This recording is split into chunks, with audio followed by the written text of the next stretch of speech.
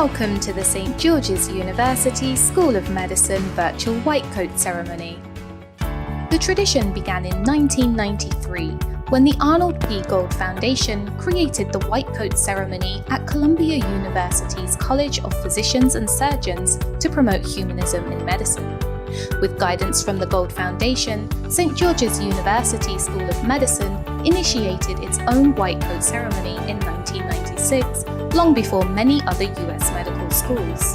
In 2003, the Gold Foundation founded the Gold Humanism Honor Society, widely known as GHHS, an international society dedicated to the promotion of humanism, professionalism, and ethics in medical practice and education. Dr. Gold was an international advocate for humanism in healthcare. We are honored to have hosted Dr. Gold and his wife Sandra as keynote speakers for our Spring 2005 White Coat Ceremony. SGU's chapter of GHHS is based in the Bioethics Division of the Department of Clinical Skills and supported by the Dean of Medicine's office. Our chapter established the Humanitarian Student Organization, HSO, in 2009, through which basic sciences students promote humanism across the SGU and Grenadian communities. Chapter members are nominated by their peers and inducted during their clinical training when they participate in an ongoing chapter project. We now welcome Dr. Glenn Jacobs, Provost of St. George's University. Welcome. I am Dr. Glenn Jacobs, Provost at St. George's University, and I am very pleased that you could join us at this virtual white coat ceremony. I want to start by expressing how proud I am of how you have adapted to distance learning. You have been responsive and resilient during these times, which will contribute to your personal and professional success throughout your time at St. George's University and thereafter. We remain dedicated to supporting you as you start your journey in the field of medicine. When it's safe to do so, you will meet in person one day. But for now, focus on how this pledge of commitment to your chosen lifelong profession brings you together as future physicians. It is now my pleasure to introduce Dr. Charles R. Modica, Chancellor, St. George's University. Greetings. My name is Charles Modica, and I'm the founding Chancellor of St. George's University. This white coat ceremony is unique to me because in all the decades that I've been involved with the university, we have done these ceremonies in person. This should not take away from the significance of the ceremony. It's a very important ceremony in your lives. It's the beginning of the end of your education, hopefully. You don't have many more degrees you can go for at this point. But I want to tell you that in 1976, when the university was founded, 45 years ago, I was proud to be the first chancellor. I was only 2 years older than the average age of the charter class. And at 29 years of age, I never had any doubt of the success of our university. And we did it because the charter class students, like you, were dedicated in what they wanted to achieve. They wanted to achieve it on their own, and whatever help the university gave them to do it, they welcomed. But they had to have that fire in them, and I believe you still do. It'll be difficult for you in the world of a pandemic to start, to be online, to do it in a different way. But I can tell you the facilities the university has now, which are quite extensive, very few of them were there for the charter class. So in many ways, they did it on their own. They had the faculty there in person. They worked with each other, and you'll be able to do that online as well. And they had all the tools that they needed, as you do. It's significant that the only two remaining people associated with that university 45 years ago that are still here to greet you would be myself and Dr. Dean Rao. And Dean Rao has been a very good friend of the university and my own friend, certainly for years now. And he's gone a long way to see the successes of all of the students that started at St. George's. He regularly communicates with them. We've had the sons and daughters of a lot of our earlier graduates go through the school now. And we realize that the significance of St. George's is the fact that you're able to do it with one another, with a dedicated faculty and administration that cares about you and your success. And I'm so proud that at the ceremonies that we've had since the charter class, that we've always had this inspiration with the students in the classes coming in, knowing that you can and will succeed.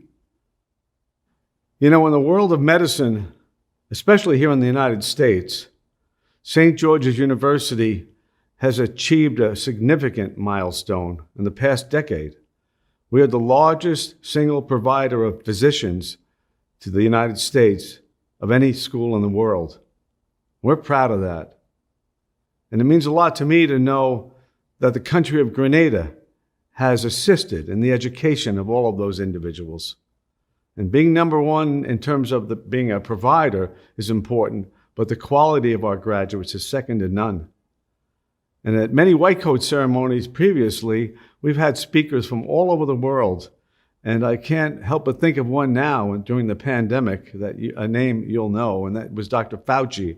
He was one of our earlier white coat speakers, and to have him at our School of Medicine a few decades ago meant a lot to us at the time. And now when we've gone through this together and we realize the significance he has in the world of medicine, we're so proud to know that people like that have been associated with St. George's. And we're proud of you for being part of the next generation. I'd like to introduce now our newly appointed Dean of the School of Medicine, Dr. Marios Lucas. Welcome and congratulations for your acceptance at St. George's University. I'm Dr. Marios Lucas, and I'm the Dean of School of Medicine. The faculty and I in Grenada, we are looking forward for your arrival to the island in the coming terms. Let's reflect on a few of the principles of the oath you will affirm upon graduation from this institution, but also the professionalism commitment during your white coat ceremony. At the heart of the oath and professionalism commitment is a resolve to treat the sick to the best of your ability, to preserve patient privacy, and to safeguard life. It is also calls to mind the responsibility to share your wisdom with others. I recognize that in entering the field of medicine, you join a community where the team is of utmost importance to success as compared to individual effort. To this end, you must strive for excellence in your pursuit of knowledge. As you don this white physician coat, you pledge an oath of professionalism and service. While these values are under attack, they are a necessary requirement in medical practice. Professionalism is a commitment to integrity, altruism, competence, and ethics in the service of others. A physician must constantly balance the needs of his patients and society against the available resources and his own interests. We must endeavor to honor the sacred trust and privilege that society places in medical professionals, cognizant that the standard is an ideal that we must continuously aim to achieve. I welcome you to the noble profession of medicine. It is now my pleasure to introduce Dr. Richard Olds, a good friend and our keynote speaker. Dr. Olds is an educator, physician, and an administrator during a distinguished career spanning more than 30 years. Dr. Olds became president of St. George's University in Grenada on August 28, 2015. Prior to joining SGU, he was the Vice Chancellor for Health Affairs and the founding Dean of the School of Medicine at the University of California, Riverside.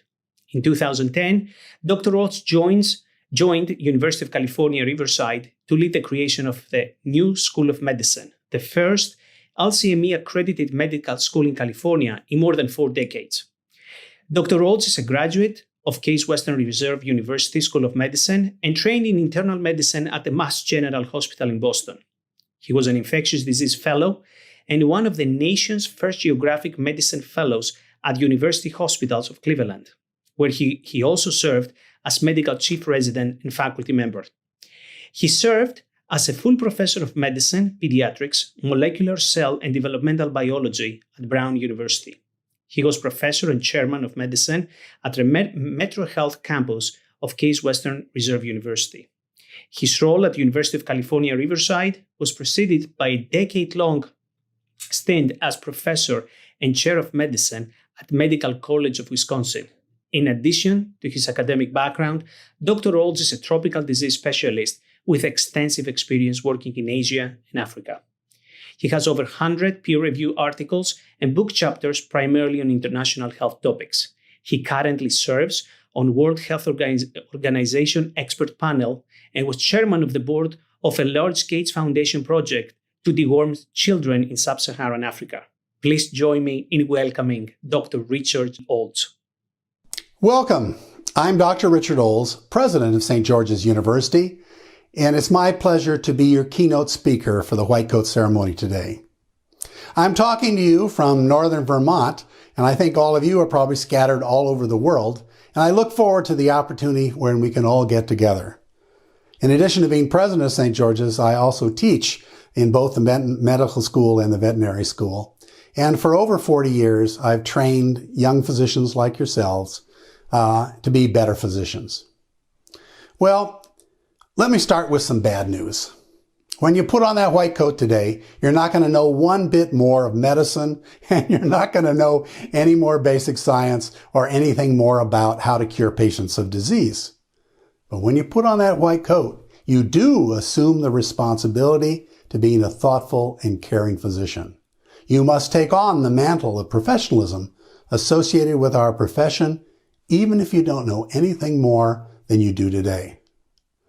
When you think about it, society imparts tremendous opportunities and privileges to those of us in the medical profession. We are allowed to examine the bodies of our patients. They tell us the most intimate details about things that they don't share with anyone else. And we are often with them in some of their most vulnerable and difficult times in their lives.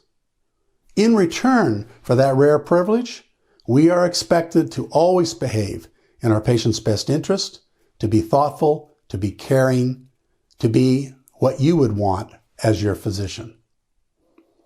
Well, the white coat ceremony is symbolic of that activity. But interestingly, the white coat has not always been associated with physicians. In the 17th and 1800s, physicians wore black frocked coats. It really wasn't until the end of the 19th century that physicians became associated with the color white. That really came from twin forces.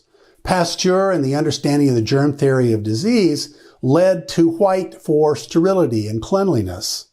And on the other hand, the marriage between modern medical science and the medical profession evolved. And if you will, the laboratory coat became the physician's white coat.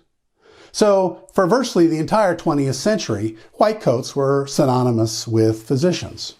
But interestingly, it wasn't until the 1990s that the white coat ceremony became part of your training. Done first by Columbia University in their medical school, now a white coat ceremony is virtually universal in almost all of the healthcare professions. Well, why is that? Why did people late basically feel that we needed something special to commemorate the beginning of your professional training? Well, perhaps one clue comes from an interesting survey that was done in 1950 of the most admired professions in the United States. In that year of 1950, the three most admired professions were doctors, clergies, and teachers. Interestingly, when that survey was repeated in 2000, the three most admired professions were clergy, teachers, and nurses. Physicians were no longer in that top tier. Now, I'll grant you, we didn't fall all the way to the lawyers and used car salesmen, but we fell substantially in that list. The American public in this case no longer held us in the same esteem as we had enjoyed 50 years before. And there was concern that that was driven not by our lack of medical knowledge, which was considerably greater in 2000 than 1950, but by a deterioration in our professional behavior and our caring and thoughtfulness in the interaction with our patients. Thus, the white coat ceremony to reinforce at the very beginning of your medical training the importance of that aspect of professionalism. Now, interestingly, we have an opportunity through this terrible pandemic of COVID to reestablish what's important in physicians. And that's really driven by two aspects of the COVID pandemic. The first is personal risk. Especially before physicians were able to be vaccinated, all healthcare workers ended up working long hours in conditions that put them at risk to acquire COVID. And yes, some nurses and physicians died as a result of that commitment. The second was an unfortunate aspect of the transmission of this disease. In order to protect family and loved ones from acquiring the disease themselves, patients were often left completely isolated, often in environments like intensive care units, where the only contact with humans basically were the doctors and nurses that cared for those patients. And increasingly, we took on that responsibility, not just to care for them, but to talk to them, to hold their hand, to be, if you will, surrogate loved ones. And because of that, that was a new opportunity for all healthcare professionals to be appreciated by greater society. Now, there's only a few times in our past history where similar circumstances have occurred. Probably the first was during the Dark Ages, during the bubonic plague, where physicians and other healthcare professionals risked getting plague themselves in order to care for the dead and dying. And because of the fear that everyone had of acquiring plague from those plague victims, they were largely left alone in their time of greatest need. During the 19th century, with the large tuberculosis, so-called White Death of the 19th century, many physicians actually acquired tuberculosis as part of their care of patients with consumption. In my own personal history, I am reminded of the early AIDS epidemic. I'm an infectious disease specialist. In the 1970s, I was often assigned to care for these patients, usually young men that were admitted with this strange disease. At the time, we had no idea what caused the disease. We certainly had no treatment, and they had a life expectancy usually measured in weeks and months. There wasn't much that we could do from a medical standpoint to treat them besides keeping them comfortable and attempting to treat some of their opportunistic infections. But the one thing I can always remember is I could be there to talk to them, to hold their hand, and to comfort them at the end. Well, the COVID pandemic has given us again that opportunity. And we, I think, as professionals, have risen to that occasion. Now, if you doubt that new responsibility and appreciation, I ask you to remember where across the world on designated times, people came out of quarantine onto their windowsills, onto their porches, and applauded those in the healthcare profession. Probably the greatest testament to how a society appreciates those of us on the front lines. Now, I'd like to end my story with my talk with a personal story to talk a bit more about the meaning of that white coat. Many years ago, I was the chairman of the Department of Medicine at the Medical College of Wisconsin, and during that time, I did a lot of inpatient attending, either at the university hospital or at our affiliated Veterans Hospital. And this story takes place in July of that year, and July was always the time that I wanted to be in attending because the house staff were brand new, and the third-year medical students, this was their first rotation. Now, I had attended fairly frequently at the VA, and I got to know a lot of their patients that were recurrently coming in and out of the hospital. And one of them was Mr. Anderson. Now, Mr. Anderson was a retired dairy farmer from northern Wisconsin, and he had served in the Vietnam War. Now, Mr. Anderson had a tough final years, a few years of his life. His wife had died before he had. He had been diagnosed with leukemia and had to go through several rounds of very difficult chemotherapy. And probably worst of all, is he suffered a massive stroke that required him to leave his dairy farm and move in with his daughter, who lived in the greater Milwaukee area. He was bedbound and as a result was frequently admitted to the hospital with various opportunistic infections, urinary tract infections, pneumonias, etc. And so I got to know Mr. Anderson and his family quite well during my time of attending. Well, in this first week of July, Mr. Anderson again came to the VA and was admitted to my service since I had known him previously. And I assigned a brand new medical student, Bill, to his case. Now, I assigned Bill in part because I knew he was from the dairy farming area of northern Wisconsin, and I thought they might have something in common. And in fact, it turned out to be the case. I would often come by on rounds, and Bill would be in there talking to Mr. Anderson about trout fishing and about life on a dairy farm. And Bill would often ask him about the Vietnam War, something that he knew very little about. Well, after several days, we got Mr. Anderson over his urinary tract infection, and he was discharged home. But true to form, he was readmitted several times during that month for other problems, and Bill again took care of him during that time, and we tuned him up a bit, and he returned home. Now, at the end of the month, I rotated off that service, and I actually had to go away to a medical conference, and when I got back, my secretary gave me a phone message from Mr. Anderson's daughter. I called her up, and she told me that during the time I was gone that Mr. Anderson had passed away, and I told her I was sorry that I wasn't able to be there for her and the family at the end. But she told me an interesting story. She said that her father was a deeply religious man, and he had wondered for many months why God had punished him so.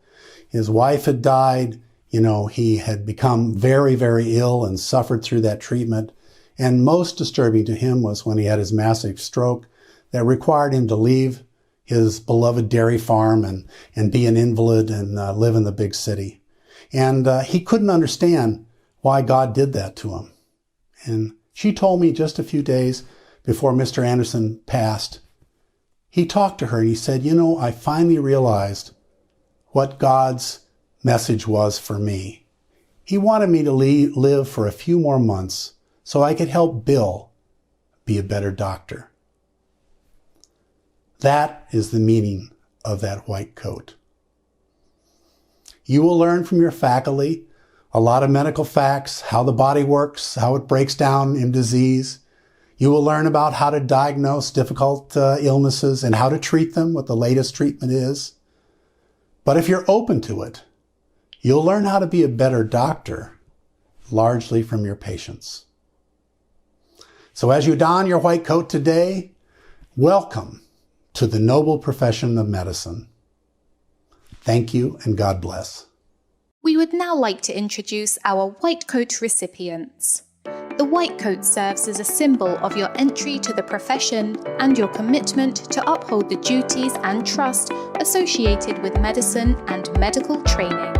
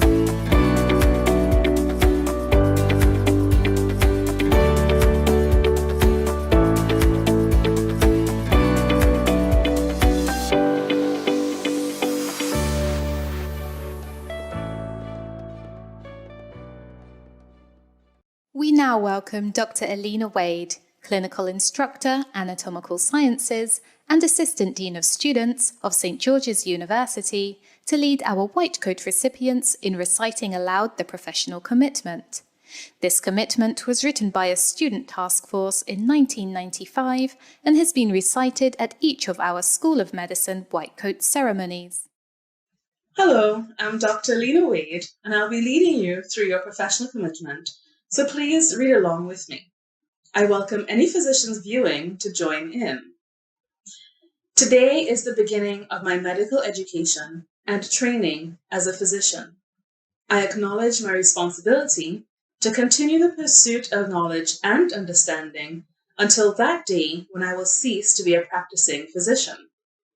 I am entering training for a noble profession in which my interest must always be subservient to those who may seek my assistance. I must be ever conscious of the value of my fellow health professionals and treat them with respect at all times. My classmates at St. George's University are now my colleagues, and I owe to them the same support and encouragement to achieve their goals as I hope to receive from them. I will work alongside my colleagues and professors with tolerance, compassion, and honesty. I acknowledge my obligation to adhere to the University Honor Code and to conduct myself with integrity and in an ethical manner at all times henceforth. I shall do all within my power to show in myself an example of all that is honorable and good throughout my medical career. It is a privilege to have been given the opportunity to become a physician. May I be ever conscious of that privilege and never abuse it. Congratulations to each of you, and I look forward to meeting you in the upcoming terms. Thank you for allowing me to participate. As we draw to a close, we would like to thank the Arnold P. Gold Foundation for the Humanism in Medicine pins placed on each student's white coat. Students, families, faculty, staff, and administrators, thank you for your support and presence at this ceremony. We would also like to say a special thank you to all our inspiring speakers, including Dr. G. Richard Olds, our keynote speaker, whose message was truly inspirational to us all. Thank you for joining us for this White Coat ceremony.